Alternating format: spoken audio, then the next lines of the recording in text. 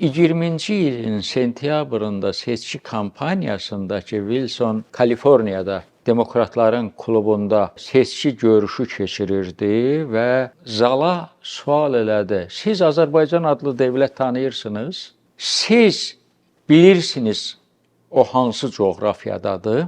Mən də sizin kimi bilmirdim. Amma mən Parisdə onların nümayəndələri ilə görüşdüm və gördüm ki, onlar elə bizim kimi düşünürlər. Onlar elə bizim kimi danışırlar. Onlar bizim kimi hüquqa hörmət eləyirlər və bizim kimi müasir adamlardır. Cümhuriyyətin dünyaya ən maraqlı mesajı idi bu. Özü haqqında etibarlı rəy yaratmaq. Və Wilson kimi dünya siyasətində rolu ildən ilə artan bir adamın Azərbaycanda Cümhuriyyəti quranlar haqqında bir etirafı idi.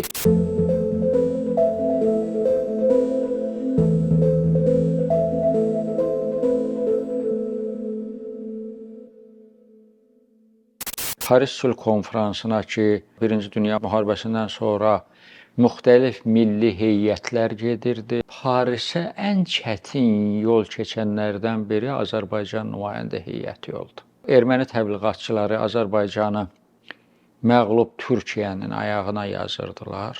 Bu faktordan Azərbaycanın varlığını inkar etdirməyə çalışırdılar. Avropada, Amerika Birləşmiş Ştatlarında, elə lap Türkiyənin özündə İstanbuldakı, İstanbul işğal ediləndən sonra müttəfiqlər orada qəzetlər buraxılırdı. Həmin qəzetlərdə Azərbaycanın əleyhinə yazılar yazırdı və nəticə etibarilə məsələn Paris Sülh Konfransına gedəcək Əhməd Ağaoğlu müttəfiqlər tərəfindən həbs edildi. İttihad və Tərəqqinin keçmiş üzvü kimi və Malta adasına sürgün edildi. Əli bəy Hüseynzadənin də konfransa aparılma ehtimalı var idi. O da təqib edilirdi. Çətinlik nədən ibarət idi? Azərbaycan nümayəndə heyətinə viza vermirdilər. Məsələn, onlarla bir yerdə gələn ermənilər getdilər, gürcülər getdilər. Bir ideya da var idi ki, Topçubaşovu nümayəndə heyətinin başçısı vəzifəsindən götürsünlər. Çünki Topçubaşova qarşı çox kampaniya gedirdi. Topçubaşovun çox zəngin siyasi karyerası var idi və o Birinci Rus İnqilabı dövründə Birinci Rus Dumasının üzvü olmuşdu və sadəcə üzvü deyildi, Dumada müsəlman fraksiyasının rəhbəri olmuşdu və sözün tam mənasında Topçubaşov Birinci Rus İnqilabı dövründə türklük tarixinin, müsəlmanlıq tarixinin yaradıcısı rolunda çıxış edirdi və bu heç də yaddan çıxmamışdı və xüsusilə 5-6-cı ilin erməni-müsəlman davaları fonunda Topçubaşov Qafqaz canişinin yanında keçirilən barışıq komissiyasında iştirak edənlərdən biri idi. Məsələn, 5-ci ildə erməni-müsəlman davasından sonra ki, Bakıda erməni neft sahibkarlarının mədənləri yandırılandan sonra erməni sahibkarlar Rusiya baş nazirinə təqdimat vermişdilər ki, neft mədənləri olan ərazilərdən müsəlman kəndləri köçürülsün. Topçubaşov Əhməd Ağaoğlu ilə getdi Peterburqa, baş nazirlə görüşdü, təqdimat hazırladı. Dedik, bu torpağın sahibləri bulardı. Və bu hadisə baş versə, yenidən bir milli münaqişə başlayacaq. Orada da Həyat qəzetinin nəşrinə izin aldı. Və həmin o Həyat qəzeti də sözün tam mənasında Azərbaycana yeni bir həyat gətirdi. Bunun fərqində idilər. Ona görə Topçubaşova qarşı böyük qısqanlıq vardı. Nəhayət, Amerikanların təklifi ilə Azərbaycanlılar Sülh Konfransına buraxıldılar. Amerika həmin dövrdə klassik Avropa ölkələrindən fərqli idi. Amerika Birinci Dünya Müharibəsindən sonra sülh, ədalət və kiçik xalqların dostu şüarları ilə dünyaya açılım edirdi. Müharibənin sonunda Wilsonun 14 sülh prinsipi elan edilmişdi. Müharibədən sonraki dünyanın bir dizaynı idi. Amma sadəcə olaraq o mühafizəkar Avropa imperiyaları hələ güclü olduğu üçün o 14 prinsipi həyata keçirmək mümkün olmadı. Amma bütün hallarda Wilson kiçik xalqların dostu missiyasını yerinə yetirməkdən ötürü bir şeylər elədi. Məsələn, ona məktub çatanda ki, Azərbaycanı sülh konfransına buraxmayıblar, onlar Fransa Xarici İşlər Nazirliyindən xahiş etdi ki, Azərbaycan nümayəndə heyətində konfransa buraxmaq lazımdır. Yəni, Azərbaycan nümayəndə heyəti sülh konfransından, açılışından hardasa 3 aydan da artıq sonra gəlib Parisə yetişdi. Azərbaycan heyəti Parisə gec çatdı, amma Wilsondan hamıdan tez görüşdü. Amerika, məsələn, həmin 14 prinsipdə faktiki olaraq klassik müstəmləkəçilikdən imtina eləmişdi. Wilsonun prinsiplərində deyilirdi ki, xalqlar daimi olaraq müstəmləkədə qala bilməzlər. İnkişaf etmiş dövlətlər, zəngin dövlətlər onları müstəqil həyata hazırlamalıdırlar. Və bunun üçün tək müstəmləkə ölkələrinin yox, müstəmləkəni qəbul edən ölkələrin də məsuliyyəti var idi və onlar mandatın aldığı ölkəni müstəqil həyata hazırlamalı idilər. Bu 3 ildə ola bilərdi, 5 ildə ola bilərdi, amma bunun bir sonu var idi. Və onlar yeni yaranan millətlər cəmiyyətinin qarşısında hesabat verməli idilər. Taleyin bir şansı idi ki, Azərbaycan nümayəndələri prezident Wilsonla may ayının 28-də görüşdü. Cümhuriyyətin yaranmasının 1-ci il dönümü tamam olurdu. Nümayəndələr Wilsonla görüşdü və bəlkə də ya bu bilərəkdən belə edilmişdi, ya təsadüfən belə olmuşdu. Amma necə olmuşdusa, bu Cümhuriyyətin 1-ci il dönümünə yaxşı bir beynəlxalq hədiyyə idi. Dünyanın taleyini həll edən adamlardan biri Azərbaycan nümayəndələri ilə, Topçubaşovla, nümayəndələrin digər üzvlərini qəbul etmişdi öz ofisində və onlarla söhbət etmişdilər və Topçubaşov Azərbaycan nümayəndə heyətinin sülh konfransından tələblərin Wilsona təqdim etmişdi. Ki, biz bu sülh konfransından nə gözləyirik? Çünki iş elə gətirmişdi ki, həmin devirdə vuruşmayan ölkələri, vuruşan ölkələrdən daha böyük tələblər irəli sürürdülər. Məsələn, bunlardan biri İran idi ki, tələb irəli sürülmüşdü ki, Qafqazda Dərbənddən aşağı, Orta Asiyada Sırdərya, Amudəryadan aşağı bütün ərazilər, bunlar 16-cı əsrdə dövlət-i aliyyə-i Səfəviyyənin torpaqları olub və qaytarılmalıdır İrana. İkinci böyük ərazi iddiası ilə çıxış eləyən Ermənistan idi ki, deyirdi ki, qədim erməni çarlığına məxsus olan bütün torpaqlar qaytarılmalıdır Ermənistana. Və İtalyanlar görəndə ki, belə iddialar irəli sürür, onlar da bu iddianın qabağını almaqdan ötürü dedilər, əgər dünya müharibədən sonra bu qayda ilə bölünürsə, qədim Roma imperiyasına məxsus torpaqlar da qaytarılsın İtaliyaya. Bununla da bu söz-söhbət dayandı və Azərbaycanlıların istək və arzuları ondan ibarətdir ki, biz artıq Rusiyanın bir hissəsi deyilik. Biz müstəqil dövlətik. Biz öz həyatımızı Wilsonun 14 prinsipi əsasında qurmağa hazırıq. Bizim mövcudluğumuzu, bizim varlığımızı tanıyın. Bizim haqqımızda xeyli yalan məlumatlar verilibdir. Amma biz orada deyilən kimi deyilik. Şübhəsiz ki, Wilson Azərbaycan nümayəndə heyətini dinlədi. Çoxlu suallar verdi. Azərbaycan haqqında məlumatlar aldı. Və eyni zamanda hələ açıq şəkildə etiraf elədi ki, sizin məsələniz Rus məsələsindən tez həll oluna bilməz. Çünki müttəfiqlər Rusiyanın dağılmasına hazır deyildilər. Onlar bolşevizmə müvəqqəti bir hal kimi baxırdılar və hesab eləyirdilər ki, onlar qovulacaq və yenidən Rusiya bərpa olunacaq. Bir şeyin xüsusi altını çizmək lazımdır ki, Rusiya qalib Antantanın məğlub üzvü kimi dağılırdı. Və ona görə ingilislər də, ona görə fransızlar da, ona görə amerikanlar da Rusiya imperiyasının xarabalıqları üzərində yaranan yeni dövlətlərin beynəlxalq münasibətlərə daxil olmasına ehtiyatla yanaşırdılar. Və onlar Rusiyanın parçalanmasını istəmirdilər. Müstəqilliyin tanınmasının əsas təşəbbüsçüsü Britaniya idi. Britaniya gördü ki, bolşevizm artıq onun müstəmləkələrinə yol tapır.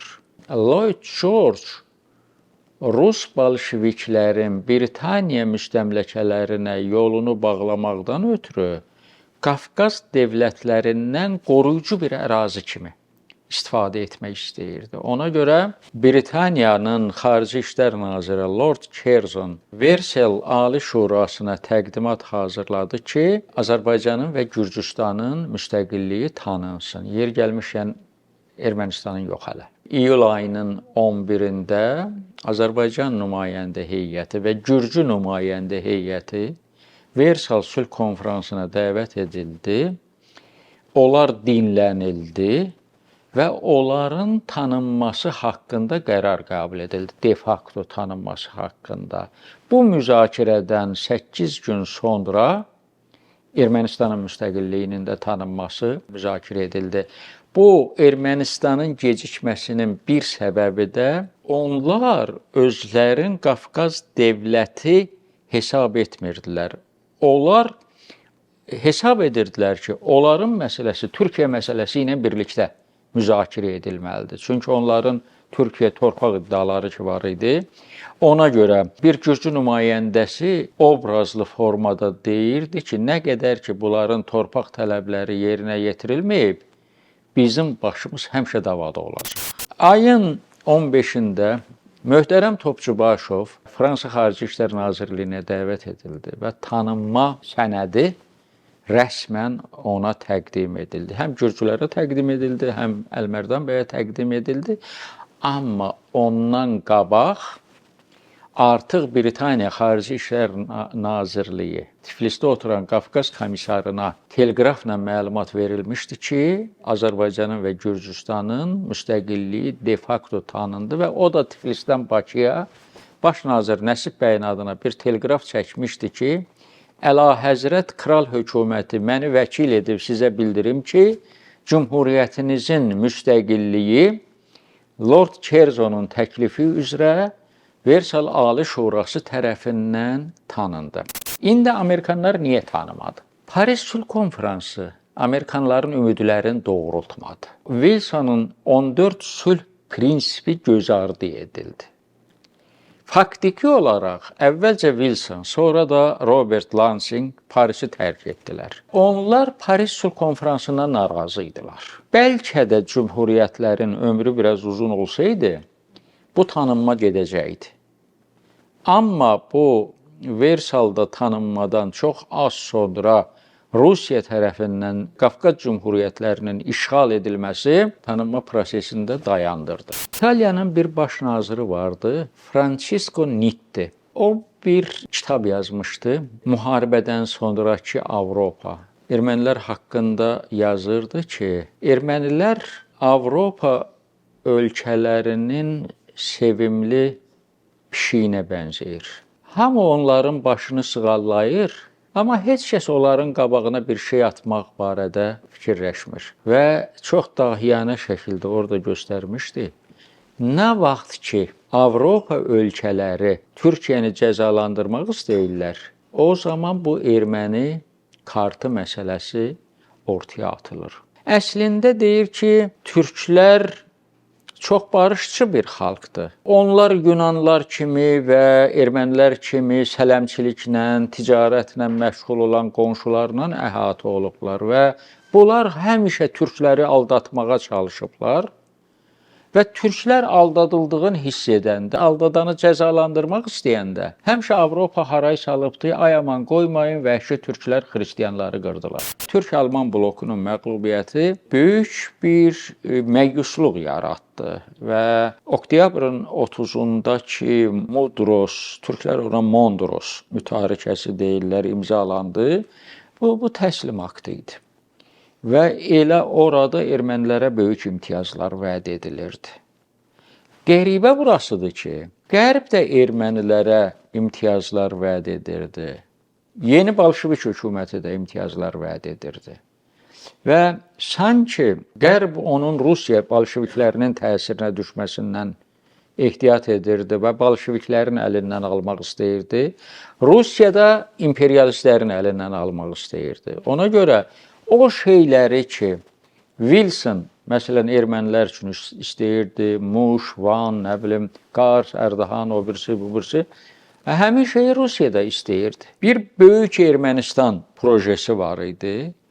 Bu böyük Ermənistan da elə qurulmalı idi ki, Qafqazlardan başlayıb bir tərəfdən Qara dənizə çıxmalı idilər, o biri tərəfdən də Aralıq dənizinə çıxmalı idilər və nəticə etibarilə Qafqazın və Orta Şərqin, Şərqi Anadolunun bir hissəsi bunlara vəd edilirdi və bir sıra ermənipərəst siyasətçilərin kabinetlərində bu böyük Ermənistan xəritəsi asılırdı. Zəngəzurun Ermənistana verilməsi türklərin Bakıya yolun bağlamaqdan ötürü idi və bolşeviklər ehtiyat edirdilər ki, 18-ci ildə olduğu kimi türklər yenidən Bakıya gedə bilər. Ona görə də Stalinlə Orconikidze bolşevik rəhbərliyinə təqdimat hazırladılar ki, indi Zəngəzuru ermənilərə verməyin əsl vaxtıdır. Və verdilər. Türkiyə ilə Azərbaycan arasında, Naxçıvanla Azərbaycan arasında bir erməni koridoru yaratdılar. Cümhuriyyət bunların tarixdəki yeri üçün qorxulu yuxu kimi bir şeydir. Bunlar Cümhuriyyətdən qorxurlar. Cümhuriyyətdə kifayət qədər təmiz adamlar işləyirdi. Ölkəni korrupsiya və kleptokratiya bataqlığına gətirib çıxartmış İlham Əliyev üçün əlbəttə Nəsib bəy Yusufbəyli kifayət qədər arzu olunmaz adamdır. Çünki o ölkənin baş naziri idi. Əmək haqqı onun uşaqlarının ehtiyaclarını görmürdü və atasından xahiş edirdi ki, filan yerdə olan bağımızı sat, göndər uşaqların ehtiyaclarını ödəyək. Bu Cümhuriyyət idi. Bunlar Beytülmala göz bəbəyi kimi baxırdılar. Bunların hədəfi korrupsiya, rüşvət, oğurluq deyil, millətin haqqı və hüququ idi. Bunlar dağınıq ərazilərdən vətən yaradan adamlar idi. Bunlar dağınıq toplumdan millət formalaşdıran adamlar idi. Yəni, bunlar böyük ideyalarla məşğul olurdular. Bir dəfə Şirməmməd müəllim çox yaxşı bir fikir işlətdi. Bu, Heydər Əliyevin yeni dövlət qurması ilə bağlı. Şirməmməd müəllim dedi ki, Heydər Əliyev dövlət qurmayıb, hökumət qurub, dövləti Rəsulzadə qurub.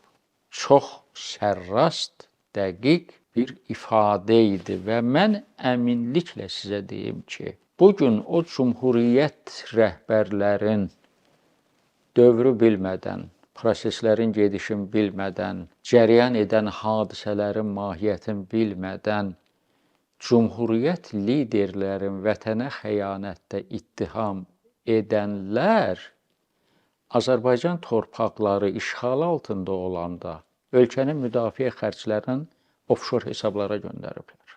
Ölkənin torpaqları işğal altında olanda ölkənin müdafiə xərclərini oğurlamaq vətənə ən böyük xəyanətdir. Bunu etmiş adamlar bütün varidatın, bütün qazancın, bütün əmlakın Cümhuriyyət yolunda sərf edib, canını da fəda edən adamları vətənə xəyanətdə ittiham edir. Bu, olsa tarixin istehzasıdır, tarixin ironiyasıdır. Və əminliklə sizə deyim ki, baxmayaraq ki, konstitusiya üzrə vərəsəlik gedir, o, Azərbaycan Xalq Cümhuriyyətindən İlham Əliyevin bugün rəhbərlik etdiyi Azərbaycan Cümhuriyyətində heç bir milli və mənəvi bağlılıq yoxdur. Bunlar tamam ayrı-ayrı hakimiyyətlərdir.